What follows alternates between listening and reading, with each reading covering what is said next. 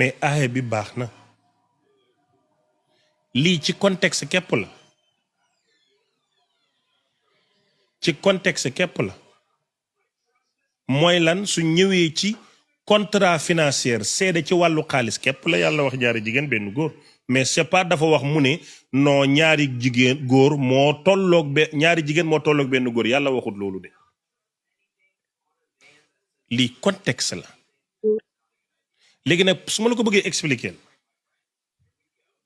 ca jamono bi ko yàlla di wax ak jamono bii yëpp laa lay tontoon ndax islam alquran mooy constitution bi pour ñëpp la fépp ba faw islam alquran mooy constitution bi pour ñëpp la fépp ba faw kon duma leen ne jamono yu njëkk déedéet duma def loolu dama lay wax jamono yu njëkk ak jamono tey bii ñu nekk